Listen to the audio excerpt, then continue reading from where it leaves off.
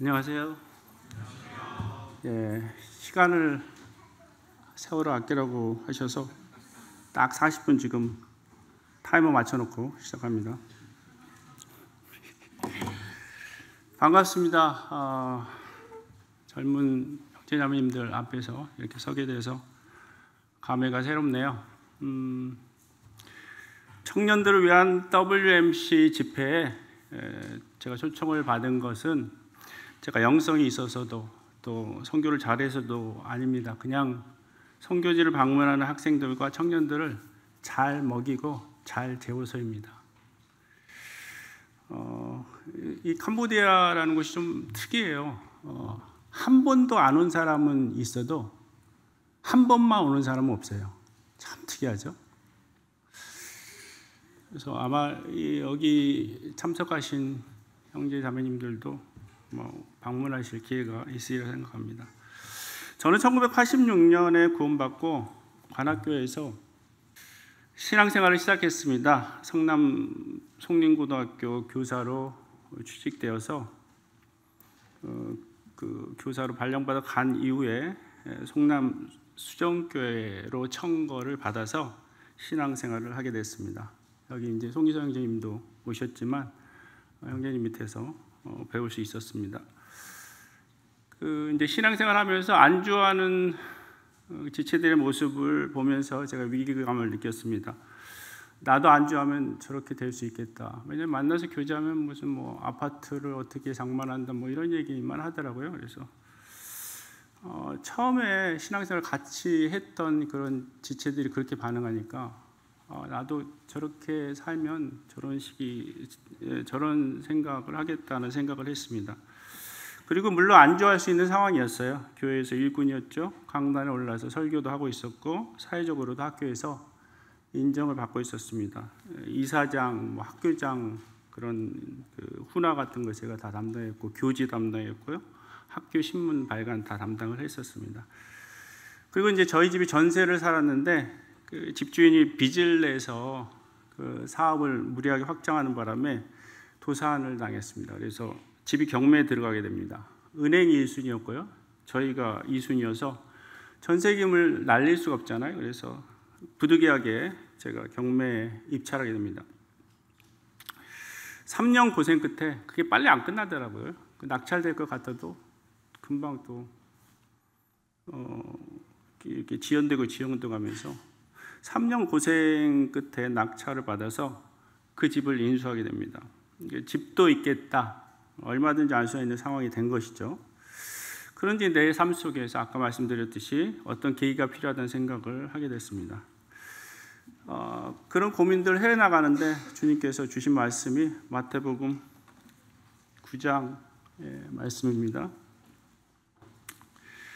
마태복음 9장 36절 38절을 보시면 그 무리를 보시고 불쌍히 여기셨는데 그 무리의 상태가 목자 없는 양과 같이 고생하며 기진한 상태였습니다. 그런데 제가 이제 선교에 대해서 소원은 갖고 있지 않았지만 어쨌든 선교지를 놓고 선교에 소원을 둔 그 형제자매들과 함께 주일날 모여서 기도하면서 항상 이제 들리는 소식이 추수할 것은 많은데 일꾼이 부족하다, 선교사 부족하다, 이런 말씀이었어요. 그래서 매주 이제 아침에 기도할 때마다 선교지 일꾼이 부족하다고 하는데 정말 일꾼이 없으면 저라도 보내주십시오. 이런 기도를 하곤 했어요.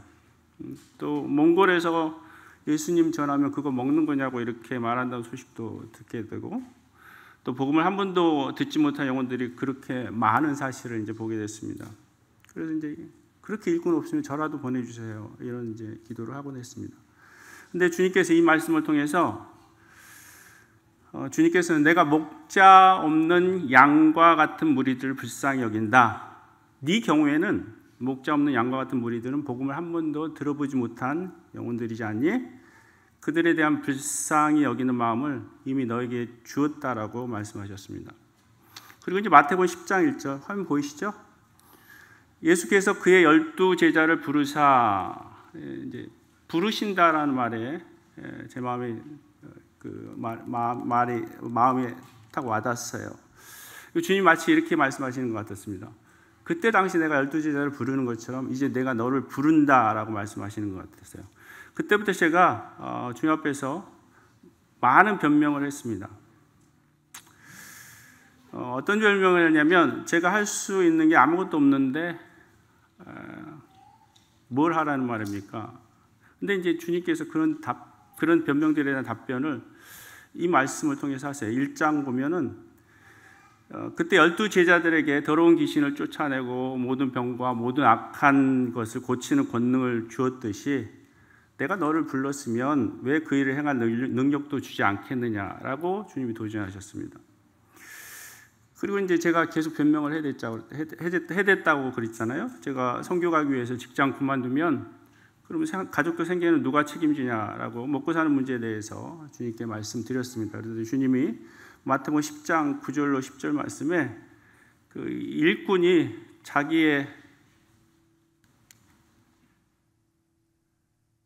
먹을 거 받는 것이 마땅함이라 이렇게 말씀하시잖아요. 그러니까 내가 너를 내 일꾼으로 불렀다면 먹는 거 걱정하지 마. 일꾼이 자기의 먹을 거 받는 거 마땅한 거야라고 말씀하셨어요. 그리고 이제 또 하나의 변명이 제가 학교 그만두고 선교 가겠다면 그때 당시 저희 어머니는 믿지 않았습니다. 믿지 아니하는 어머니와 장인 장모님도 안 믿었어요. 어떻게 그분들에게 얘기를 하느냐는 거죠. 뭐 믿는 분이면 이해를 할 수 있잖아요. 근데 믿지 않는 분들에게 이었기 때문에. 근데 마태복음 10장 37절에서 그 아버지나 어머니를 나보다 더 사랑하는 자는 내게 합당하지 아니하고 아들이나 딸을 나보다 더 사랑하는 자도 내게 합당치 아니하며 또 자기 십자가를 지고 나를 따르지 않는 자도 내게 합당치 아니하니라는 말씀을 통해서 어쨌든 제가 변명하고 있는 모든 것에 주님이 답변을 하셨습니다. 그래서 이런 사실들을 어쨌든 교회에 간증으로 내려놨었고요. 그때 이제 수정교회에서 성도님들 화답을 하셨습니다. 근데 이제 그럼 제가 어디로 가야 합니까? 어느 선교지를 가기 원합니까? 라고 이제 기도를 했죠. 그때 이제 붙은 말씀이 5절 말씀이었습니다. 10장 5절 말씀 보면 이런 말씀이 있죠. 예수님께서 이 12를 내보내시며 명하여 이르시되 이방인의 길로도 가지 말고 사마리아인의 고을에도 들어가지 말고 오히려 이스라엘 집에 잃어버린 양에게로 가라. 이런 말씀이 있습니다. 그때 당시 제자들을 보내셨던 그 주님께서 그냥 보낸 게 아니라 어디로 가야 할지 구체적으로 말씀하셨듯이 이스라엘 집에 잃어버린 양에게로 가라고 구체적으로 지시하셨듯이 제게도 내가 가야 할 선교지를 알려주세요 라고 기도했습니다. 이렇게 기도하던 중 열린문에서 옛날에 열린 길이 열린문이었잖아요. 열린문에서 발간한 선교 잡지를 보게 되었고 그때 캄보디아 김하시 형제님이 기고한 글을 보게 됩니다. 그 글에 한국어를 가르칠 수 있는 한 가정을 보내주시길이라는 큰 글자로 쓰여진 게 눈에 띄었습니다. 사실 아까도 말씀드렸지만 내가 아무것도 할 수 있는 게 없는데라고 주님이 말씀하셨을 때 12제자들을 부르시고 권능을 더하시라는 말씀을 통해서 내가 너를 불렀으면 그 일을 행할 능력도 주겠다라고 말씀하셨는데 정말 저는 할 줄 아는 게 아무것도 없었거든요. 기타를 칠 줄 알아, 외국어를 할 줄 알아, 운전면허증이 있었어, 없었어요. 근데 요건 할 수 있겠더라고요. 왜냐하면 제가 국어교사였으니까 한국어를 가르칠 수 있겠다 그렇게 생각한 거죠. 사실 그 생각도 아니었어요. 나중에 보니까 제가 한국어도 전공했습니다. 연대 가서 이제 대학원 과정을 밟아봤는데 한국어를 가르치는 일과 국어하고는 완전히 성격이 달라요. 어쨌든 그때는 그래서 다른 건 못해도 국어교사니까 한국어는 가르칠 수 있지 않나라는 생각을 하게 됐고 김한시 형제님께 전화를 드렸더니 그렇지 않아도 기도하고 있었다라며 이제 반겨 주셨습니다. 그래서 이제 답사가서 결정을 하게 된 것이죠. 누가 묻습니다. 왜 선교 가게 되었어요? 저는 이제 이렇게 대답해요. 근데 우리 자매는요. 조용필의 노래 킬리만자로의 표범 때문에요. 이렇게 답변합니다. 여러분 아실지 모르겠지만 킬리만자로의 표범 그 가사 내용에 바람처럼 왔다가 이슬처럼 갈 수 없잖아. 내가 산 흔적이란 남겨둬야지. 한 줄기 연기처럼 가뭇 없이 사라져도 빛나는 불꽃으로 타올라야지. 이런 가사가 있어요. 그래서 제가 이제 어떤 그런 고민하면서 선교지 갈래 이렇게 툭 던졌더니 오케이 콜 이렇게 뭐 빼고 뭐 이런 거 없었어요. 왜냐하면 자매교도 주님께서 동일한 부담을 이미 주셨기 때문에 이렇게 살아서 안 된다. 우리 삶에 전환점이 필요하다는 그런 공감대가 있었습니다. 그래서 아까 이제 가족들 설득하는 문제가 걸렸다고 그랬죠. 저희 어머니께 말씀드렸더니 내가 한 번도 네 고집을, 제가 고집이 셌거든요. 고집을 꺾은 적이 있더냐? 하고 싶은 대로 해라. 그러나 네 형을 찾아놓고 가. 왜냐하면 저희 형이 이제 결혼에 실패하고 이혼하고 난 다음에 집을 가출해서 이제 자기 마음대로 살았어요. 그리고 이제 가족들과 소식 끊고 살았는데 제가 뭐 할 줄 아는 게 뭐 있어요. 그래서 하나님께 진지하게 기도했습니다. 그랬더니 그 다음에 1월 1일로 형이 제 발로 어머니 집을 찾아왔어요. 그리고 이제 장희 장모님께 허락 맡을 때도 처음에 이제 대화를 하는데 처음에 완강하게 거부했습니다. 믿지 않으니까 이해를 못 하시죠. 그래서 그냥 좋은 일 한다. 외국에 가서 우리보다 못 사는 나라 가서 어쨌든 그들 돕고 싶다 얘기했더니 그건 좋은 일인 건 아는데 내 자식은 안 돼. 뭐 이런 얘기를 하시더라고요. 그래서 이제 말을 주고받고 하는데 처음에는 완강했죠. 근데 장모님이 뭐라고 말을 툭 던졌냐면 그래서 은진이 점을 보면 지금은 이제 예수님 믿으셨으니까 그런 짓 안 하지만 옛날에 점을 보면은 해외에서 살 팔자라고 나오곤 했대요. 이상하다 생각했대요. 그러더니 어머니께서 팔자대로 살게 합시다. 그렇게 얘기하니까 장인어른도 그래? 그래야지? 그래서 생각보다 쉽게 승낙을 했어요. 참 그런 일이 있었습니다. 그래서 1997년 10월 성남수영교회에서 파송받아서 캄보디아의 선교사로 가게 됩니다. 1997년 프놈펜에서 그때부터 이제 3년 동안 있으면서 가난기술학교에서 한국어를 가르쳤습니다. 근데 가봤더니 한국 선교사 가정만 해도 30가정이었고 프놈펜에서는 복음을 활발하게 선교사들이 전하고 있는 그런 상태였어요. 그래서 복음이 전해지기 어려운 지역으로 갔으면 했습니다. 그때는 이제 시간이 너무 불안해서 사람들이 지방으로 가지 않았어요. 그리고 자녀 교육 문제가 걸렸기 때문에 다 프놈펜에 있었습니다. 그래서 다른 지역을 이제 물색을 했죠. 2000년도에 캄보디아 전역을 돌면서 지역을 물색하다가 답사사 이제 시므리브에 갔을 때 주님이 주신 말씀이 118편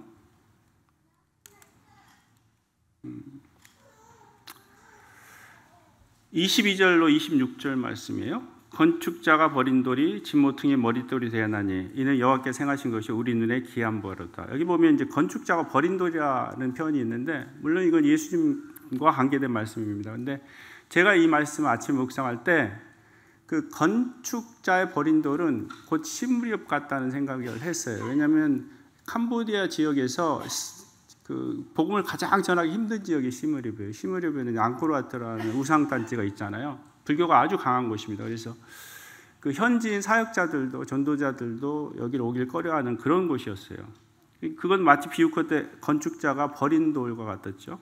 근데 주님이 신기하게 그 집 모퉁이에 그 돌을 머릿돌이 되게 하셨다는 이런 표현들 보면서 제게 한 가지 소원이 생겼었어요. 그때 당시. 이 버려진 것 같은 이 시므리업이 캄보디아 기독교사에서 어떤 획을 긋는 그런 귀한 장소가 되게 해주십시오라는 기도를 했었습니다. 근데 이제 뒤 말씀이 이는 여호와께서 행하신 것이 우리 눈에 귀한 바라고 말씀하시고 또 여호와의 이름으로 오는 자가 복이 있다 이렇게 말씀하시면서 우리가 여호와의 집에서 너희를 축복했다 이런 말씀들을 해주셔서 위로를 하셨습니다. 격려를 해주셨어요. 그래서 시엠립으로 이사를 했습니다. 그리고 교회 개척을 했습니다.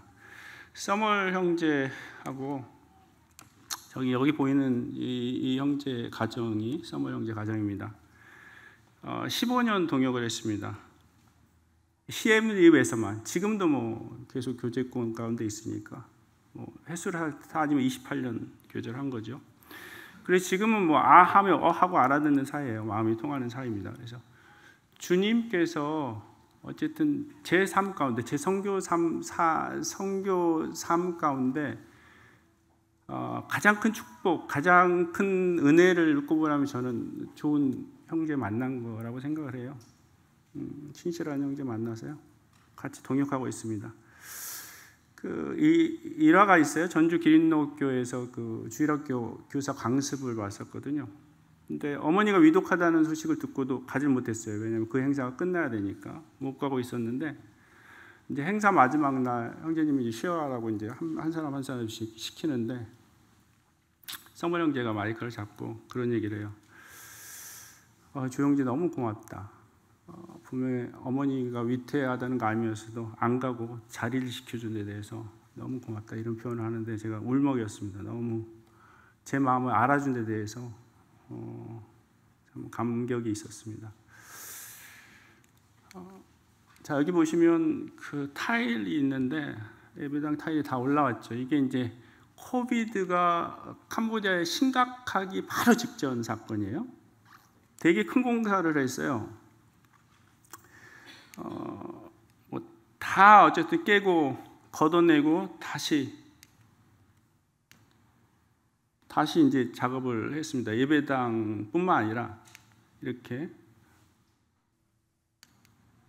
예배당뿐만 아니라 그 밑에 주방하고 그 식사하는 장소까지 다 걷어내고요, 다 깨고 부엌까지 다 이렇게 작업을 했어요.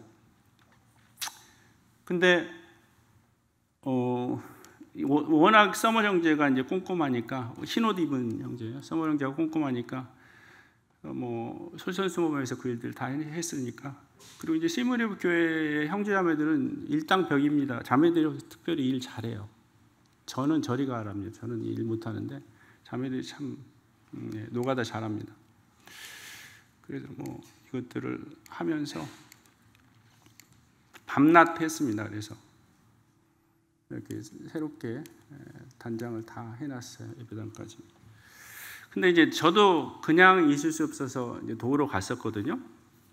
근데 이제 노가다 안 한 사람이, 평생 이제 펜만 만진 사람이 노가다 하려니까 너무 힘들어요. 그러니까 밑에서 그 시멘트를 다 지고 와서 거기 2층 예배당에 올라와서 다 시멘트 개 갖고 이제 다시 날라주고 이러는데, 막 입에서 뭐 진짜 신내가 났어요. 너무 힘들었는데 못 온다는 말도 못하고.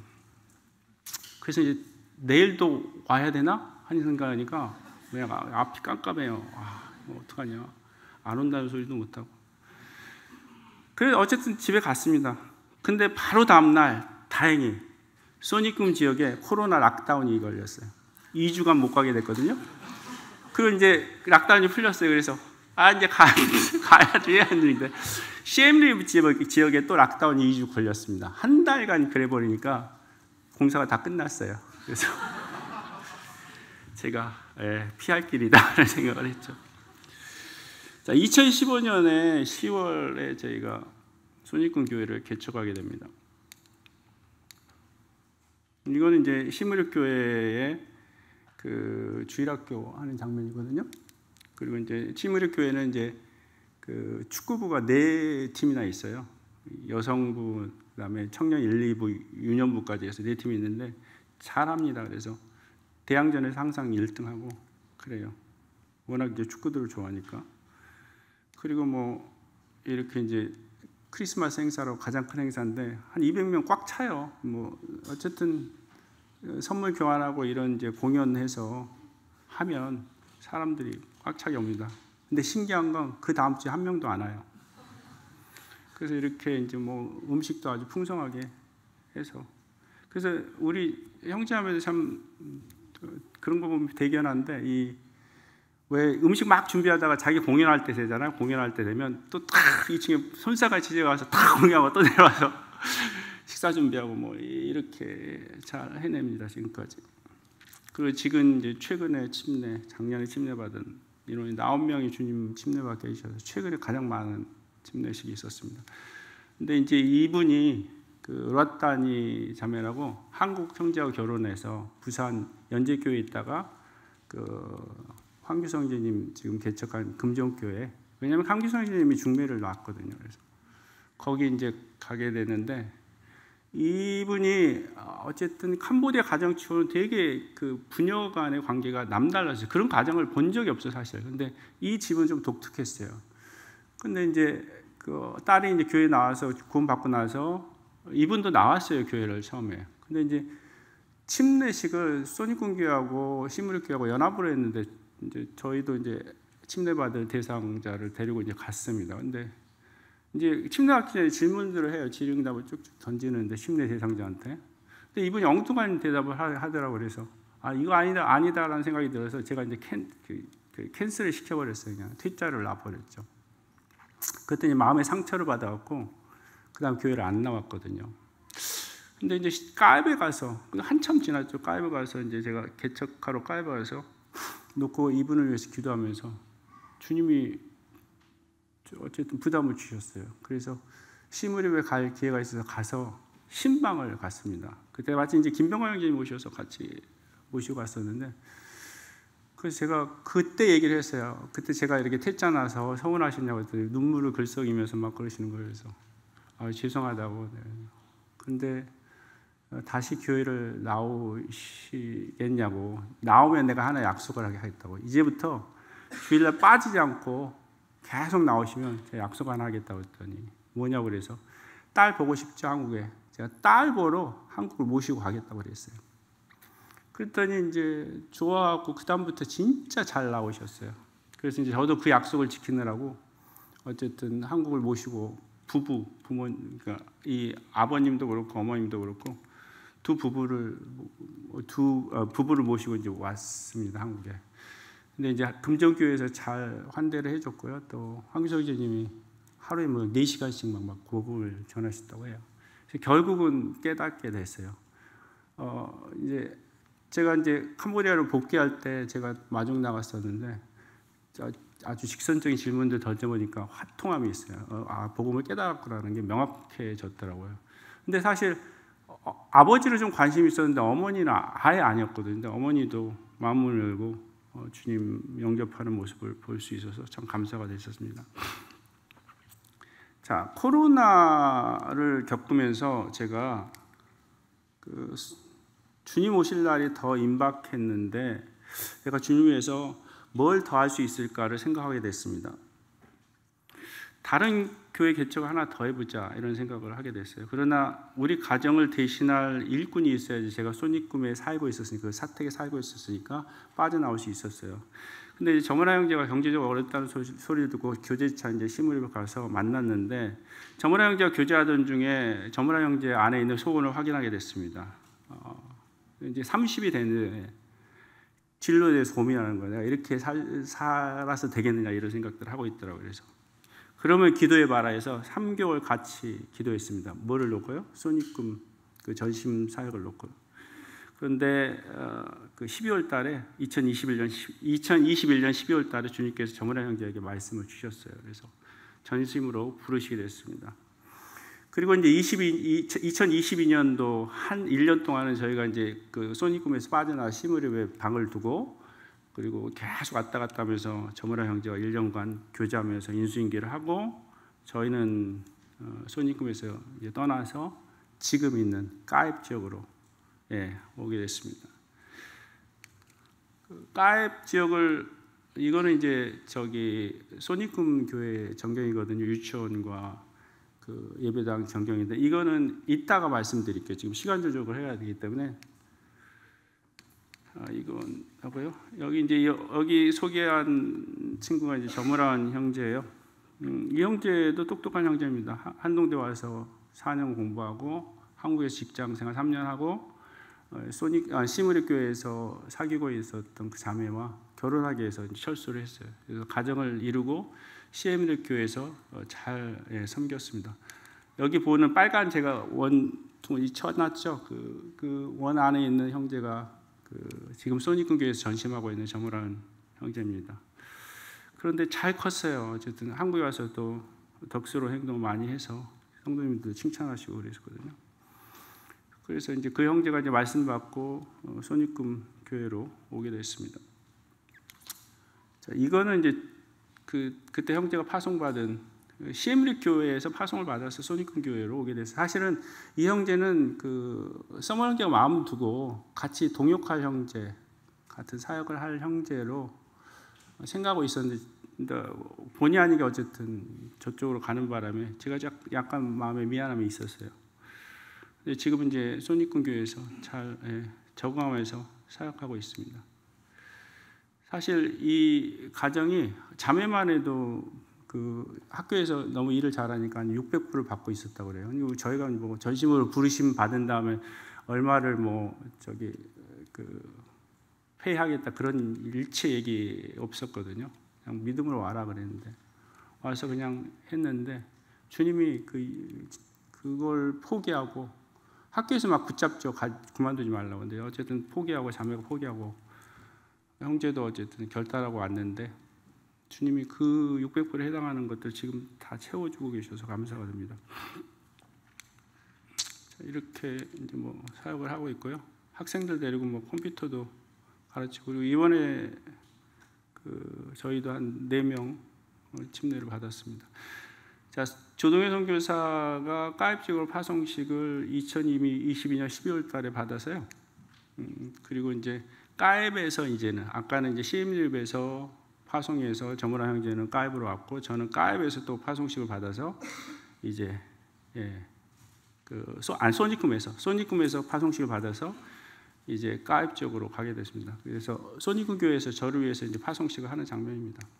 안수기도 해주고 가입 지역을 답사할 때 받은 말씀이 역대하 7장 12절 말씀인데요. 저희가 이제 한국에 올 기회가 있었는데 한국 오기 전에 어쨌든 가입 지역을 한번 답사를 하는데 원래는 뿌레위히어라는 곳하고 가입 두 군데를 놓고 기도하고 있어요. 뿌레위히어는 산악 지역이었고 가입은 바다 지역이었는데 저는 사실은 은퇴하고 바다를 좋아하니까 은퇴하고 머물 곳으로 가입을 정해놓은 상태였는데 우리 자매가 이제 갱년기 접어들면서 몸이 많이 이제 머리부터 발끝까지 아프기 시작하니까 제가 제 욕심만 낼 수가 없는 상황이었어요. 그러면 가입에 와서 그냥 조용히 뭐 사역하다가 여건이 안 되면 건강이 안 되면 그냥 은퇴하자 뭐 이런 생각을 했었어요. 그래서 가입을 답사하러 왔는데 뭐 특별히 받은 말씀은 없었어요. 그냥 답사차 왔었죠. 근데 이제 이왕 옮기면 뭐 여기 집 시세라도 알아보자 해서 여기저기 이제 발품을 파는데 어떻게 우연히 중개인을 만나서 쫓아갔더니 저희가 이미 본 집도 뭐 소개시켜주고 또 한 군데를 소개시켜줬는데 저희 마음에 딱 들더라고요. 그래서 거기서 가계약을 했습니다. 가계약을 하고 나오는데 이제 저희 자매가 주님이 확실하게 가입을 오라고 말씀 주셨냐고 그래서 아니? 그랬더니 아니 근데 가계약금을 걸면 어떡하냐고 어떻게 하려고 그러냐고 그래서 제가 그랬어요. 아니 두 군데를 놓고 뿌레위히어하고 가입을 놓고 기도하고 있는데 뿌레위히어는 싫다며 당신 가서도 뭐 여러 일이 있었고 싫다며 그러면 한 군데밖에 남은 거 아니야? 가입밖에 남은 거 아니야? 그랬더니 우리 자매가 또 아담의 본성 나온다. 그 변명을 나한테 뒤집어 씌우냐고. 아니 주님이 내가 싫어도 주님이 가라면 가는 거지 왜 그걸 나한테 뒤집어 씌우냐고 그러고. 그래서 가만히 이제 듣고 보니까 진짜 그래요. 그래서 나도 답답해서 주님은 이제 말씀이 없으시니까 뭐 이제 어쨌든 게스트하우스에 머물면서 아침마다 일어나서 뺑뺑 그 주변 돌면서 주님 여기 오는 거 맞습니까? 주님 말씀 안 주셔서. 근데 이제 뭐 역대하를 큐티하고 있었는데 역대하 7장 12절에 이 말씀을 주님 주셨어요. 밤에 여호와께서 솔로몬에게 나타나사 그에게 이르시되 내가 이미 내 기도를 듣고 이곳을 택하여 내게 제사하는 성전을 삼았다. 이곳을 택했다. 물론 솔로몬에게 하신 말씀이에요. 근데 그때는 이 가입이라는 것을 제사하는 성전을 삼았다라고 말씀을 하시는 거예요. 그래서 이제 이 말씀 묵상할 때 로마서 15장 말씀이 떠올랐어요. 로마서 15장 16절 말씀 보면 이 은혜는 곧 나로 이방인을 위하여 그리스도 예수의 일꾼이 되어 하나님의 복음에 제사장 직분을 하게 하사 이방인을 제물로 드리는 것이 성령 안에서 거룩하게 되어 받으실 만하게 하려 하심이라 이런 말씀이 있는데 제사하는 제물 성전을 삼았는데 그 제사가 사실은 로마 15장에서 밝혀준 바와 같이 이방인을 제물로 드린 거예요. 이방인들이 회심해서 복음 전해서 회심하면 그 이방인이 하나님께 드릴 제물이 되는 거잖아요. 제사가 뭐겠어요? 제물 드리는 건데. 그래서 하나님이 여기 와서 복음을 전하기 원하시는 생각을 하게 됐고, 그래서 이 말씀 받고 확증하게 됐고, 그리고 이제 결단을 하게 됐습니다. 그 외에 역대하 7장 15절 16절 말씀도 있어요. 어쨌든 그래서 2022년 12월 31일 가이브로 이사를 해서 2023년 올해 3년차 살고 있습니다. 3년차 살면서 참 답답했어요. 앞이 보이지 않잖아요.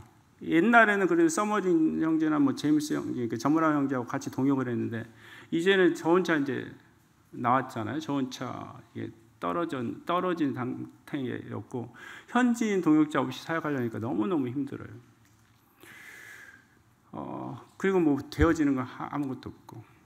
근데 이제 어쨌든 주님의 은혜로 여기 이제 저희가 땅을 하나 사놨는데 그 땅 바로 앞에 그 학교가 고등학교도 있고 대학교 전문대학이 있어요. 시골 지역에 이렇게 큰 전문대학이 왜 생겼는지 모르겠지만 어쨌든 그래서 여기 들어가서 청년들 만나서 복음 전하면 참 좋겠다 이런 생각을 하고 있습니다. 그리고 이 학교에 세종학당이 세워져서 제가 거기서 어쨌든 학생들 접하면서 복음을 전했으면 하는 소원도 있고요. 그리고 이제 이 영혼들은 집주인하고 저기 맨 오른쪽에 있는 친구가 이제 빤냐라고 하는 친구인데 첫 열매인데 이 친구가 괜찮았는데 그 처갓집에서 차를 한 대 사줬는데 그 차 가지고 그 손님들을 실어 나르는 그 일을 하게 됐어요. 그다음에 그 돈 버는 것에 정신이 팔려갖고 몸이 안 나와요. 그래서 지금 프놈펜에서 어쨌든 손님 받아서 지방으로 이렇게 다니는 것 같아요. 그리고 여기는 제가 말씀드린 이제 부지인데 갈레메 형님들이 오셔서 성남 수정교회 형님들입니다. 오셔서 이제 보고 가셨어요. 그리고 이미 그 디자인은 다 돼 있습니다. 그 조용가 형제님이 성남 수정 출신인데 그 형제님이 이미 다 하셨어요. 그래서 제가 형제님 저 돈 없어요. 그랬더니 저는 저 할 일만 합니다. 어쨌든 주님 어떻게 일하실지는 모르겠어요. 자, 이런 상황이고요. 아까 이제 저희가 스킵한 게 있는데 그게 이제 소니금 지역 개척인데요. 그걸 좀 말씀드리고, 자 여기 있잖아요. 사실 이 소니금 교회는 어떻게 시작이 됐냐면 그 어떤 그 태국에 있는 한 선교사님이 어떤 권사님, 교단의 권사님한테 5만 불을 받았대요. 근데 이제 가난한 마을에 유치원을 세우는 게 목표였어요. 그래서 돈 5만 불 받았는데 이제 기도하고 있다가 저희 그 자매를 생각하게 됐대요. 그래서 와서 만나자고 해서 만났는데 이제 그 제안을 하는 거예요.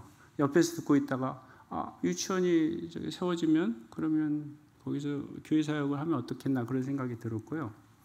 그래서 어쨌든 5만 불을 주셔서 유치원을 짓기 시작했습니다. 근데 이제 유치원을 짓는데 모든 공사가 처음보다 많이 들어가잖아요. 이게 설계도가 좀 변경이 됐어요. 변경되는 바람에 1만 불이 더 추가가 됐습니다. 근데 이제 제가 그거는 책임지기로 하고 어쨌든 공사를 시작했습니다. 처음에 이제 진입로에서 이렇게 공사하는 곳에 들어가려면 이렇게 유턴을 해야 턴을 해야 되는데 여기 메인 도로가 너무 좁으니까 이걸 이제 돌릴 수가 없다고 그래서 여기 땅을 사놨는데 진입로를 확보해 놨는데도 더 사놓으라고 얘기를 해서 부득이하게 그냥 3m 샀고요. 배보다 배꼽이 더 컸어요. 그래서 어쨌든 진입로를 확보해서 공사를 할 수가 있었습니다. 그런데 공사가 진행되는 도중에 아무리 생각해도 그러면 유치원만 덜렁 지어주면 아무 숙소가 없는데 그럼 어디서 일할 사람들이 형제자매도 와서 어제 봉사할 때 그럼 어떻게 하지 이런 고민들을 하게 됐어요. 근데 그 아까 말한 이제 초과된 1만 불은요 주님이 어떻게 세우셨냐면 그 성남수정교회에서 해외 유학 미국으로 유학 갔다가 미국 대학 마치고 그리고 이제 한국계 회사에 취업했다가 한 3년 직장생활하고 그만두고 미국계 회사로 구글 쪽으로 옮기게 되니까 그 형제가 이제 연금 부은 거 3년치를 받게 됐어요. 그게 이제 1만 불이었어요. 나한테 이제 메일이 온 거예요. 그래서 형제님 애들이 미국에서 공부하고 있다는 소식은 들었는데 학비를 어떻게 감당하고 계세요? 이게 도움이 돼 있었으면 좋겠습니다 하고 보내왔어요. 그래서 그 1만 불을 일단 불을 끄고 보자 해서 애들한테 나 이거 쓴다 하고 이제 그 발등에 불을 이제 먼저 껐어요. 그래서 그걸 거기다 투입을 했습니다. 그렇게 어쨌든 만불을 더 추가해서 건물을 지었는데 그냥 장충체육관 같지만 그냥 맨 홀이에요. 뭐 없어요, 아무것도. 그래서 이거 어떻게 하지 하고 있었는데 한 분이 생각났어요. 그게 이제 제가 한국에 들어왔을 때 옛날 근무하던 송림고등학교에 그 교장이라는 분이 어쨌든 정년퇴임하셔갖고 지금 뭐 다른 곳에 이제 근무하게 됐는데 자기 절친이 있대요. 소개시켜 주는데 그 절친이 하는 얘기가 이제 그 교단의 장로십니다. 근데 무슨 일을 하시냐면 그 어떤 중소기업 사장의 꿈이 있는데 그 꿈이 그 12교회를 전 세계 예배당을 세우는 거예요. 예배당 12개를. 근데 그런 얘기를 막 이제 만나는 장소에 세우는데 그때는 제가 그런 필요성이 전혀 없으니까 그냥 한 귀로 듣고 한 귀로 흘러버렸어요. 근데 이제 막상 그런 환경이 되니까 주님 어쨌든 거할 처소가 있어야 되는데 그분한테 연락해서 아쉬운 소리를 해봐요. 뭐 이런 생각이 들었는데 저는 그렇거든요. 주님 일이면 주님이 하실 일이지 내가 왜 아쉬운 소리를 하지? 안 한다. 나도 배짱이 있다. 그리고 그냥 기도만 했어요. 근데 놀랍게 12월 달에 그분한테 메일이 왔는데 무슨 메일이냐면 아니 이미 프놈펜에서 새 선교사의 프로필을 받았다. 이제 거기서 결정만 하면 되는 상황이야. 그런데 하나님께서 자꾸 주 선교사를 생각나게 하신다. 그러니까 너도 한번 프로필을 넣어볼래? 이렇게 나온 거예요. 근데 저는 그때 이거는 주님의 응답이라는 확신을 가졌고 제 간증을 싹 써서 보냈어요. 그랬더니 그분이 나중에 오셔서 하는 얘기가 그 메일을 받고 나서 되게 마음에 충격이 있었다고. 진짜 주선교사 사역에 주님 마음이 있으신가 보다 라는 생각을 하게 됐대요. 근데 그분이 3번 답사를 왔다 갔어요. 그 헌당식 할 때까지 3번이에요. 두 번째 답사로 오셨을 때 모시고 공사 장소에 갔는데 제가 좀 이쪽에 다음에